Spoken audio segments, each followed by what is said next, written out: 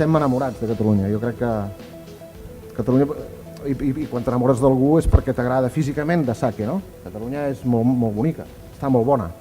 Catalunya està molt bona, però després, perquè tu t'enamoris i convisquis amb algú, el que fa falta és l'ànima, és l'esperit, no? I l'esperit és la gent que ens anem anant trobant en els pobles de Catalunya. És la gent com aquest que parlàvem abans, el Ramon Forés de Valls, que es menjava més calçots que ningú, el Paco Falcó de Roses, que ens deia que havia trobat una àmfora de feia 2.000 anys sota del mar, un pioner del submarinisme, un romà va deixar aquella àmfora perquè el Paco Forés anés a buscar-la i ens l'ensenyés en el programa.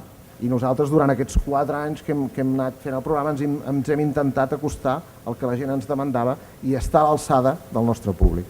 Tant, el llibre són les 3 primeres temporades, ara estem a la 4ª, és una visió, la visió que nosaltres com a programa hem trobat en cadascun dels pobles que hem visitat,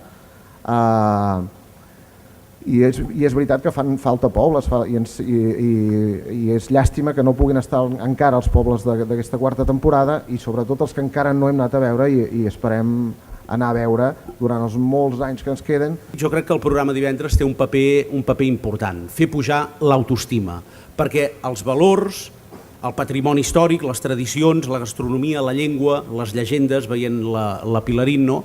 Les tenim, però ens les hem de creure una mica més. No? Personalment tinc el privilegi d'estar tractant amb gent normal.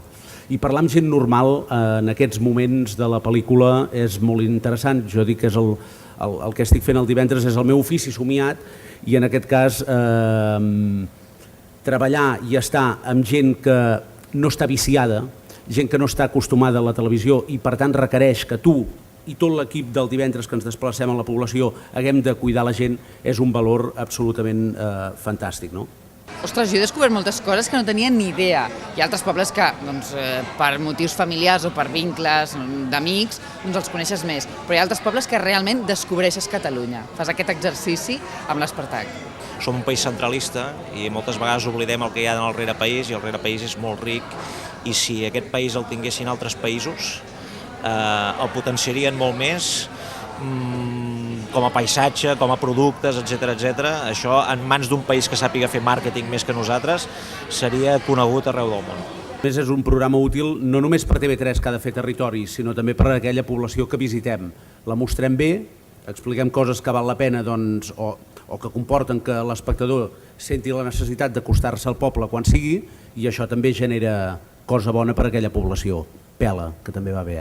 Constantment, a gairebé totes les poblacions, m'agrada molt el dia que marxo, girar-me i veure aquella plaça que hem estat i recordar tot el que hem fet aquella setmana. I és una mirada nostàlgica i poètica, si tu vols, però que et queda. No? De fet, aquest llibre l'hem fet per l'Espartac perquè sàpiga el que ha fet durant aquests anys.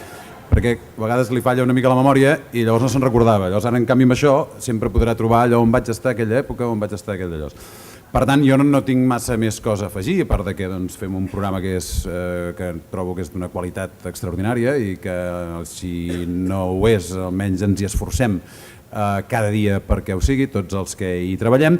El nostre programa es diu Divendres perquè vam considerar que divendres és un dia optimista, és un dia que ve de gust, és un dia que, dius, ja és divendres, que bé, s'acosta tot el cap de setmana, tindrem tot el cap de setmana per endavant i el disfrutarem. Per tant, ens semblava interessant que el nostre programa tingués aquest esperit de divendres. Ara, us ho dic aquí mateix i tots els que treballem a divendres pensem el mateix. El millor dia de la setmana és dissabte. Gràcies.